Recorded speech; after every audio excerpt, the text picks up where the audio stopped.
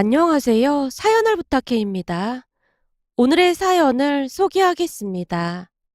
어느 날 집에 들어온 아빠가 힘겨운 표정으로 한숨만 쉬고 있었어요. 그 모습에 걱정이 된 제가 아빠에게 물었어요. 아빠, 무슨 일 있는 거야? 왜 그렇게 한숨만 쉬고 있어? 이번에 팀장이 새로 왔는데 사장 조카라고 하더구나. 근데 그게 왜? 그게 무슨 문제라도 되는 거야? 우선은 나보다 나이가 어려도 너무 어리잖아. 그러다 보니 내가 불편할 수밖에 없고 말이야. 아빠가 회사에서 있었던 일에 대해 힘겹게 말을 꺼냈는데요. 우리 아빠는 회사에서 전기 시설 관련 일을 담당하고 있었어요. 고등학교를 졸업하고 관련 자격증을 따서 남들보다 더 열심히 일을 했다고 합니다. 그래서인지 회사에서도 나름 인정도 받고 잘 지냈는데요.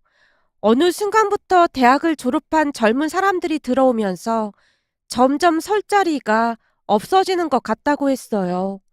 그러다가 시간이 지나면서 지금의 회사에서 파견 근로로 일을 하게 되었는데요.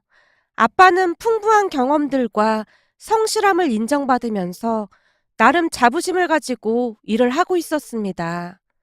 아빠는 그곳에서 파견 근로로 일을 하고 있었기에 젊은 상사들과도 일을 해야 할 수밖에 없었는데요.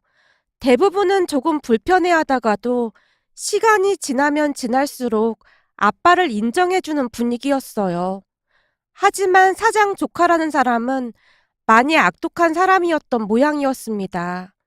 그냥 학벌만 가지고 아빠를 무시하기 일쑤였다고 하니까요. 한마디로 파견 근로자인 우리 아빠에게 그렇게나 함부로 했다고 합니다. 간혹가다 아빠가 일적으로 조언이라도 하려고 하면 막말을 해대기 일쑤였다네요. 저기 이 팀장님, 기계실 변압기가 수리로는 안 될 것 같은데 교체를 해줘야 할 것 같습니다. 이러다가 변압기 과부하로 화재가 발생되기라도 하면 큰일 날 것 같아서요. 당신이 팀장이야? 파견사원 주제에 당신이 뭘 한다고 나서고 그래? 당신은 그딴 거 신경 쓰지 말고 시키는 일이나 잘해. 알겠어? 어디서 감히 파견 근로자가 팀장한테 이래라 저래라야. 내가 딱 보니 지금까지 회사 꼬라지가 어떻게 돌아갔는지 안 봐도 훤하다 훤해. 전에 팀장은 경력이 오래됐다고 당신 말을 잘 들어준 모양인데 난 그렇게 호락호락한 사람이 아니야. 그러니까 나한테 이래라 저래라 하지 말란 말이야. 팀장이 아빠의 말을 들은 척도 하지 않았다고 하네요. 팀장이란 사람 나이가 저와 비슷한 나이라고 했는데요. 아빠뿐만 아니라 나이가 많고 적고 간에 파견 근로자들에게 무조건 반말을 일삼았다고 하네요. 하지만 목구멍이 포도청이라고 다들 그냥 참고만 있었던 모양인데요. 그도 그럴 수밖에 없었던 것이 다들 그런 일자리라 할지라도 그저 감지덕지하다는 생각을 했다고 하니까요. 암튼 그날 팀장이 아빠한테 그토록 막말을 쏟아냈다는데요. 평소 아빠와 친하게 지내던 분이 조용히 묻더랍니다. 저기 저번에 그 변압기 수리를 했는데 지금은 더 상태가 안 좋아진 것 같아요. 저러다 큰일 나는 거 아닌지 모르겠네요. 그러게 말이야. 이게 잘못하면 화재가 발생할 수도 있는데 걱정이야. 저러다 화재라도 발생하면 큰일 날 텐데 말이야. 우선은 우리가 조금 더 자주 확인을 해보는 수밖에 없으니 한번 해보는 데까지 해보자고. 아빠가 다른 파견 근로자 직원들을 다독였다고 하네요. 그러면서 팀장에게 그 기기가 위험하다는 것을 지속적으로 말하기도 했고요. 하지만 그럴 때마다 팀장이 아빠에게 윽박을 질러댔다고 합니다. 그러던 어느 날 결국 일이 터지고야 말았는데요. 아빠가 걱정하던 그 변압기에서 화재가 발생해서 회사가 발칵 뒤집어졌다고 합니다. 그런데 문제는 화재가 발생하자마자 팀장이 그 모든 잘못을 파견 근로자들에게 덤터기를 씌웠다고 하네요. 그러니까 팀장 본인이 분명히 기계에 이상이 있었다고 했음에도 파견 근로자들이 고집을 피워가며 전혀 들어먹지를 않았다라고 하면서 팀장인 자신보다 나이가 많다고 말을 잘 들어먹지 않는다라는 말까지 하면서 제대로 덤터기를 씌운 모양이었어요. 물론 아빠와 직원들이 그 부분에 대해 아니라고 해명을 해봤지만 아둔하기만 한 사장은 자신의 조카 편만 들기 바빴다고 하고요. 결국 그 화재로 인해 아빠와 직원 몇몇이 책임을 지고 회사를 나와야만 했습니다. 그날 이후 아빠는 거의 화병이 날 지경이었는데요. 팀장의 행동에 큰 충격을 받은 듯한 모습이었거든요. 그 뒤 한 달가량을 자포자기한 모습으로 지내던 아빠가 다시 일자리를 찾기 시작했지만 그 화재 사건이 아름아름 소문이 나면서 채용의 어려움을 겪어야만 했습니다. 그런 아빠가 안쓰러워 제가 채용 사이트에 들어가서 확인을 하다가 아빠에게 정보를 전달해주곤 했는데요. 제 취업은 잘 되지 않았어요. 결국 제가 아빠를 위로했고요. 아빠, 우선 우리가 벌고 있으니까 천천히 알아봐. 분명 잘 될 거야. 부모가 돼서 니들한테 민폐는 끼치지 말아야 할 텐데 정말 미안하구나. 미안하긴 뭐가 미안해. 우선 우리 둘 다 돈 잘 벌고 있으니까 그런 생각은 하지도 마. 우리 대학까지 다 보내주고 이만큼 키워줬는데 우리도 보답은 해야지. 말만이라도 고맙구나. 아빠의 눈에 이슬이 맺혀 있었어요. 그 모습을 보며 아빠의 고충이 짐작이 되고도 남았습니다. 그렇게 아빠는 면접을 보는 족족 취업에 실패를 했는데요. 가장 큰 이유 중 하나가 나이였던 것 같습니다.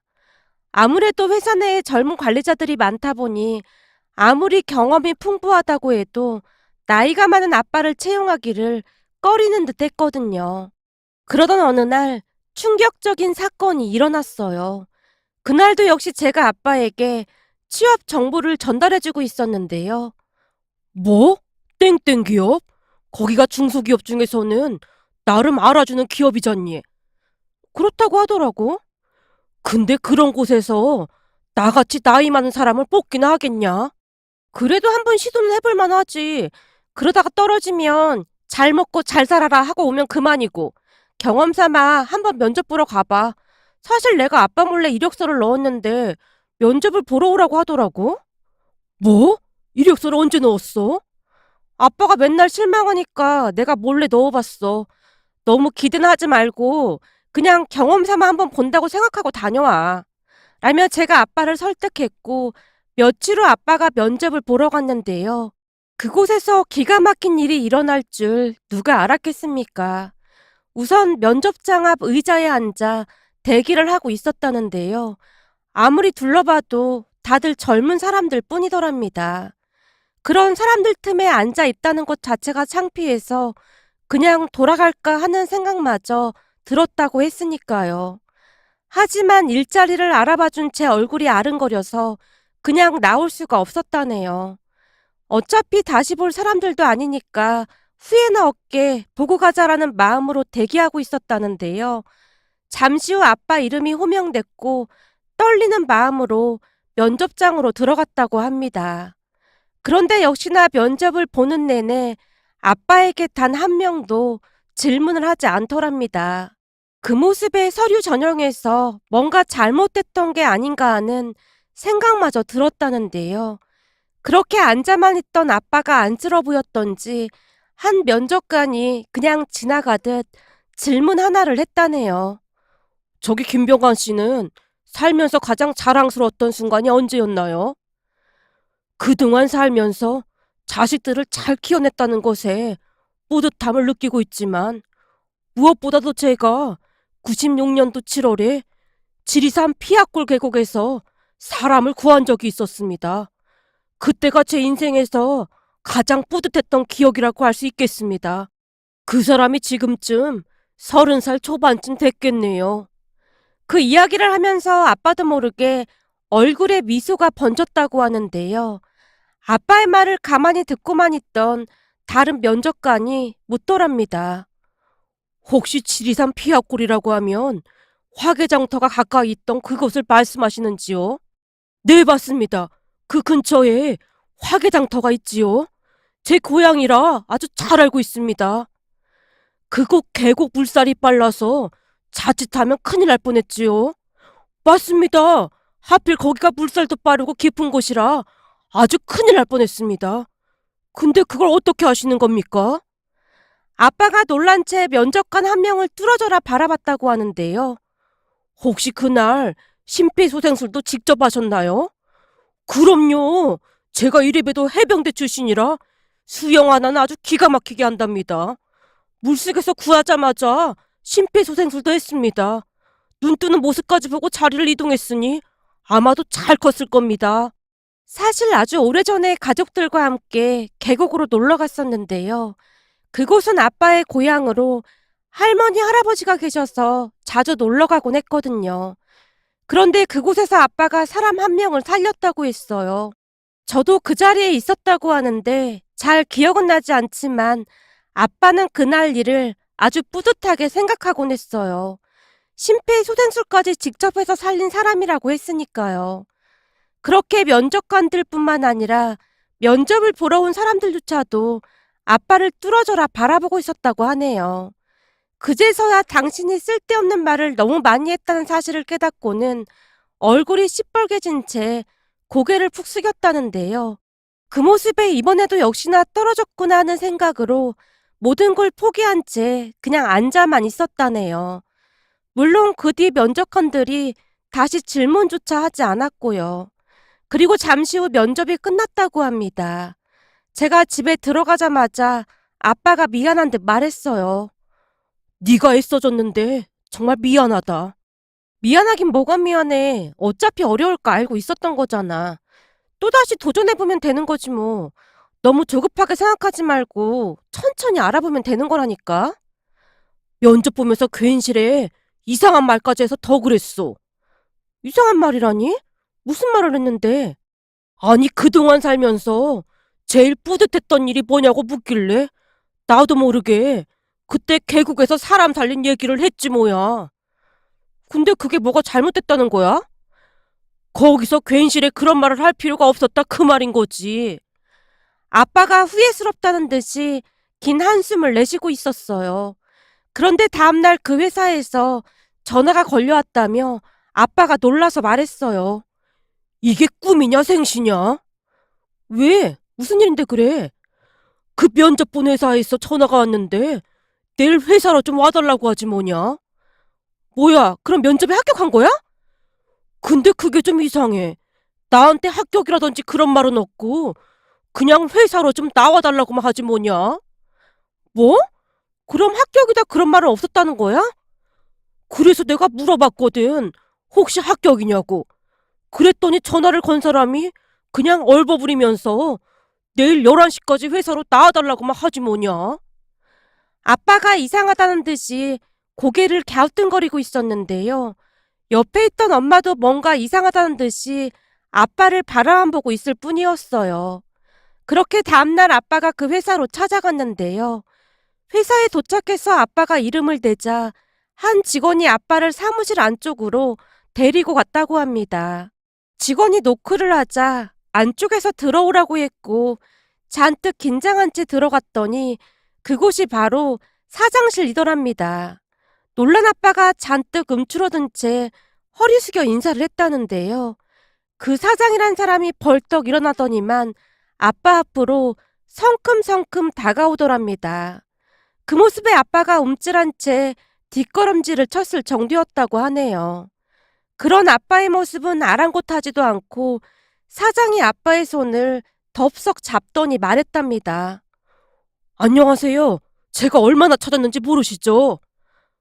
네? 그게 무슨 말씀이세요? 그때 지리산 계곡에서 구해준 사람이 바로 우리 아들입니다. 우리 아들 구해주시고 아무렇지도 않게 사라지셔서 제대로 인사도 못 드렸습니다. 그때 너무 경황이 없었거든요. 우리가 그곳에 현수막도 걸고 했는데 결국 선생님을 찾지 못했어요. 이렇게 다시 만나게 되다니 너무 기쁘고 감사합니다. 아무래도 하늘이 우리를 다시 연결해 준 게 아닌가 싶네요. 우리 가족은 그날 날짜도 절대 잊지 않고 있답니다. 덕분에 우리 아들은 매년 생일 잔치를 2번씩 하고 있고요. 네? 아드님이요? 그럼 그때 제가 살린 사람이 아드님이란 말씀이십니까? 그러니까 그때가 96년 7월 26일이었을 겁니다. 맞습니다. 근데 어떻게 날짜까지 정확히 기억을 하고 계신 겁니까?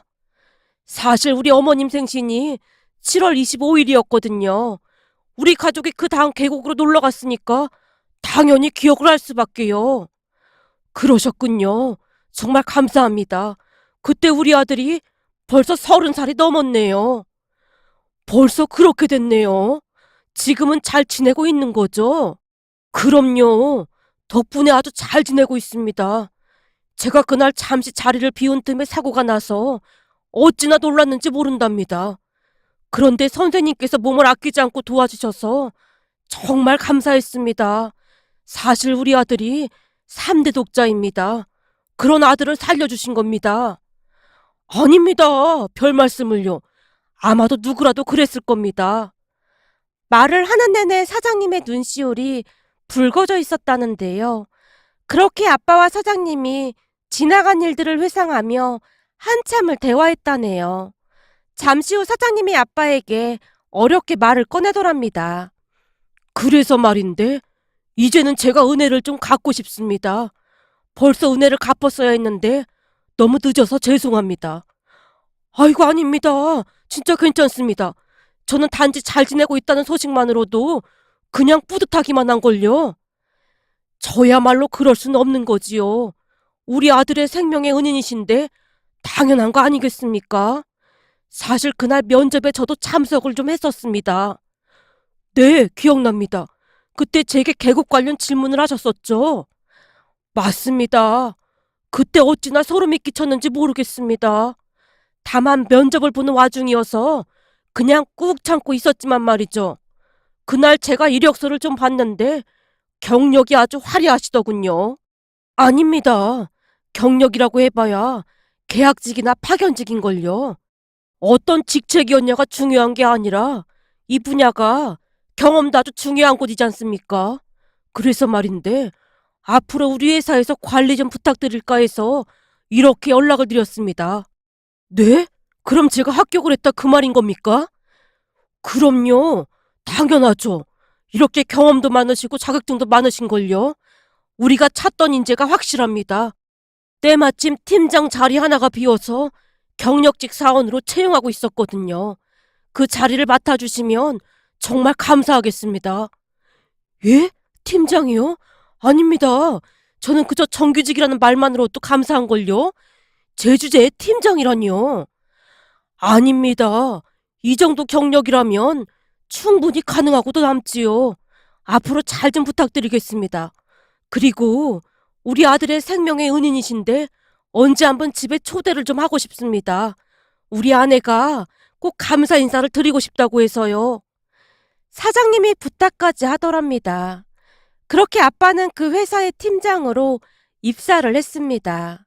그때가 벌써 한참 지난 일임에도 불구하고 잊지 않고 은혜를 베풀어준 사장님께 그저 감사한 마음뿐이었는데요. 새로 취업을 한 아빠의 얼굴에 신바람이 가득해 보였거든요. 그 뒤 우리는 사장님 집에 초대까지 받게 되었는데요. 사모님이 어찌나 준비를 많이 하셨던지 죄송한 마음이 들 정도였어요. 거기다 아빠를 보자마자 사모님과 아들이 아빠에게 몇 번이나 고맙다는 말을 했는지 모르겠네요. 아빠는 그곳에서 정말 열심히 일을 하고 있고 우리는 1년에 한두 번씩 사장님 집에 초대받아서 즐거운 시간을 보내고 있었습니다. 아빠는 회사에서도 인정받으며 하루하루 잘 지내고 있었어요. 그러던 중 전 회사에서 아빠에게 다시 올 수 있냐고 연락이 왔다는데요. 사장이 나중에서야 그 모든 것이 조카인 팀장 때문인 걸 알게 되었다고 하네요. 아빠가 일을 그만둔 뒤 크고 작은 일들이 한두 개가 아니었다고 했으니까요. 결국 아빠한테 막말을 일삼던 그 팀장은 회사에서 쫓겨났다고 합니다. 그 회사 인사팀장이 아빠한테 사과까지 하면서 다시 출근하라고 하기도 했지만 그 팀장의 말에 너무나 어이가 없어서 웃음만 나오더랍니다. 아빠가 그 회사를 갈 이유가 전혀 없었으니까요. 그렇게 우리는 하루하루 행복한 시간을 보내고 있었어요. 그러던 중 다시 한번 기가 막힌 일이 일어났는데요. 그날은 사장님 아들 생일이라고 우리 가족까지 초대를 했고 생일 선물까지 준비해서 사장님 댁으로 갔습니다. 우리를 보자마자 사장님 댁 할머님이 반가운 목소리로 반겨줬어요. 할머님, 할아버님 얼굴도 몇 번 뵀었기에 서로 잘 알고 있었거든요. 그런데 잠시 후 사모님이 제게 오더니 조용히 물었어요. 지연 씨, 내가 뭐 하나만 물어봐도 될까? 그럼요. 무슨 일 있으신 거예요? 저기 말이야. 어머님이 며칠 전부터 조금 이상해서 말이야. 아무래도 지연 씨가 간호사라 그래도 우리보다 낫진 않을까 해서 말이야. 어디가 어떻게 이상하신 건데요? 저기 내가 보기에는 약간 치매인 것 같기도 한데 말이야. 가족들한테 그런 얘기를 꺼내기가 조금 그렇네. 이게 좀 그렇잖아. 치매가 워낙 무서운 병이기도 하고. 증상이 어떠신데요? 이게 같은 질문을 몇 번씩 계속하기도 하고 얼마 전에는 내가 어머님 드시라고 영양제랑 물을 드렸거든. 그리고 잠시 주방에 갔다가 한 10분 만에 왔는데 물을 그냥 들고만 계신 거야. 그래서 내가 어머니께 물었어. 약을 왜 안 드셨냐고. 그랬더니 세상에나 어머님이 약을 손에 들고 계신 채 묻더라니까. 약? 무슨 약? 이라고 말이야. 이거 혹시 치매 증상인 거야? 내가 아버님께 좀 더 자세히 물어봤더니 며칠 전부터 조금 이상하다고는 하시더라고. 그게 치매인지는 확실히 검사를 해봐야겠지만 뭔가 심상치 않아 보이긴 해요. 다른 증상은 더 없었어요? 아버님 말씀으로는 요즘 들어 심한 두통을 호소하시기도 하고 눈이 잘 안 보인다고 하셨다고 했나? 겹쳐 보이는 적도 있다고 하시더라고. 근데 또 어떻게 보면 아무 이상이 없는 것 같기도 해서 말이야. 말을 하는 내내 사모님의 얼굴에 걱정이 가득해 보였습니다. 제가 보기엔 치매라고 하기보다는 뇌경색 증상이 좀 있어 보이는 것 같아요. 우리 병원에도 이런 증상으로 뇌경색 판정을 받으셨던 분들이 꽤 계시거든요. 되도록 빨리 병원에 가셔서 정밀 검사를 받아보셔야 할 것 같아요. 뇌경색? 제 말에 사모님이 혼비백산한 채 사장님께 사실을 전달했고 급히 병원에 예약을 한 뒤 며칠 뒤 정밀 검사를 받았다고 합니다. 덕분에 그날 생일 파티는 엉망이 되었지만 정밀 검사를 받아보니 정말로 뇌경색 초기 전조 증상이라고 했답니다. 그나마 일찍 발견을 하게 돼서 약물 치료가 가능하다고 했다네요. 사모님이 제게 직접 전화해서 몇 번이나 고맙다는 말을 했어요. 지연 씨, 정말 고마워. 더 늦었으면 큰 수술을 받아야 할 뻔했다고 하더라고. 어머님이 병원이라면 질색팔색 하셔서 내가 병원에 가보자고 그렇게 말을 해도 들은 적도 하지 않더니만 지연 씨가 병원에 가봐야 한다고 말했다고 하니까 그제서야 조금 놀란 듯이 병원에 가시겠다고 하더라고. 우리 가족 모두가 지연 씨한테 또 한 번 신세를 졌지 뭐야. 그래서 말인데 어머님이 지연 씨 가족들을 다시 초대하고 싶다고 하니까 다음 주 주말에 혹시 다시 와줄 수 있겠어? 라며 사모님이 전화를 끊었어요.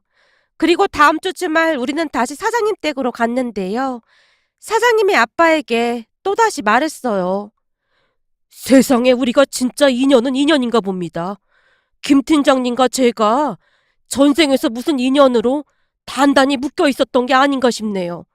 어떻게 이런 일이 일어날 수가 있는 것인지 믿어지지가 않습니다. 사장님의 목소리가 미세하게 떨리고 있었는데요. 사장님 말을 가만히 듣고 있던 아빠가 사장님께 놀라운 말을 하기도 했어요. 그렇지 않아도 저도 너무 신기해서 가만히 생각을 해봤는데 제 생각에는 아마도 제가 전생에서 사장님께 무슨 큰 도움을 받은 것 같습니다. 그래서 현생에서 사장님께 그 은혜를 갖고 있는 게 아닌가 싶네요. 아빠의 말에 사장님과 가족들이 다들 깊은 감동을 받은 듯한 표정이었습니다. 사장님이 아빠 손을 꼭 붙잡으며 다시 한번 감사 인사를 했을 정도였으니까요. 생명의 은인임에도 불구하고 그리 말씀해 주시니 정말 감사합니다. 그렇게 사장님과 아빠가 손을 맞잡고 말을 하고 있었는데요. 그 순간 사장님 아들이 가족들을 둘러보며 한마디를 했어요. 저기, 그렇지 않아도 내가 할 말이 좀 있는데. 뭔데 그래? 중요한 얘기 아니면 그냥 나중에 우리 가족끼리 있을 때 해. 넌 가만 보면 참 눈치가 없어. 그런 건 지연 씨를 좀 닮아야 해. 지연 씨는 눈치도 빠르고 똑똑하고 누구랑 결혼할지 모르겠지만 그 남자는 아주 복받은 남자야. 볼수록 탐난다니까. 사모님이 저를 보며 방긋 웃고 있었고 제가 당황한 채 고개를 푹 숙이고 말았는데요. 그 순간 사장님 아들이 사모님께 큰 목소리로 말했어요. 엄마, 그 복받은 남자가 바로 나야. 뜬금없이 그게 무슨 말이야? 그러니까 그 지연 씨랑 결혼할 복받은 남자가 바로 나라고. 뭐? 그러니까 네 말은 지연 씨랑 결혼할 남자가 바로 너다 그 말이야? 무슨 정신 나간 소리를 하고 있어. 그게 너 혼자 좋다고 그냥 막 결혼하는 줄 알아? 얘가 정신이 나가도 보통 나간 게 아니네. 죄송합니다. 우리 아들이 잠시 정신이 어떻게 된 것 같네요. 사모님이 난처한 표정으로 우리 부모님께 사과를 하고 있었는데요. 사모님 아들이 모두에게 다시 한번 충격적인 고백을 했습니다. 저기, 사실은 우리 둘이 사귄 지 벌써 한참 됐어. 지연 씨가 처음 우리 집에 왔던 날 한눈에 반해서 내가 지연 씨 근무하는 병원으로 맨날 쫓아가서 졸라댔거든. 그렇게 우리 둘이 지금까지 아주 잘 사귀고 있었어. 그리고 난 최대한 빨리 결혼하고 싶어서 이렇게 말을 꺼낸 거고. 남자친구의 말에 모두들 입만 벌린 채 아무 말도 못하고 있었는데요. 놀란 채 넋이 나가 있던 엄마가 제게 물었어요. 너 이게 다 사실이야? 진짜로 둘이 사귀고 있었던 거야? 엄마, 내가 속이려고 그런 건 아니었고 어쩌다 보니 말을 할 수가 없었어. 근데 우리 둘이 사귀는 건 맞아. 아닌 밤중에 홍두깨도 아니고 이게 뭔 일이야 그래? 엄마 입에서 그 말이 툭 하고 튀어나왔는데요. 그 순간 남친 어머니가 갑자기 큰 소리로 말을 하는 게 아니겠어요? 그게 정말이니? 니들 둘이 진짜 사귀는 거야? 세상에 우리 아들 눈이 이렇게나 높았다니 새삼 놀랐네.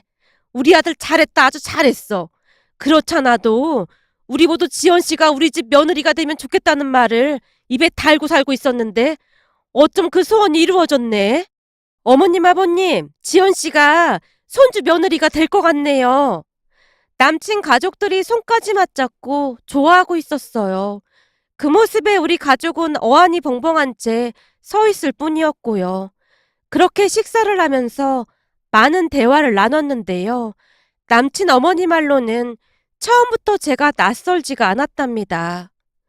딱 보자마자 우리랑 뭔가가 연결되어 있는 느낌이었다니까요. 사실 이런 말 하기가 좀 그렇긴 한데 지연 씨가 너무 마음에 들어서 우리 아들이랑 한번 만나보라고 하면 어떻겠냐고 남편한테 말을 꺼낸 적도 있었어요. 남편이 하는 말이 지연 씨 아버님이 우리 회사에서 일을 하고 계신데 괜시레 마음 불편하게 하지 말라고 말리더라고요. 그래서 제가 혼자 속만 끓이고 있었지 뭡니까. 혹여나 우리 집에 올 때마다 지연 씨한테 남자친구라도 생겼을까봐 맨날 물어봤던 이유가 바로 그 이유였어요.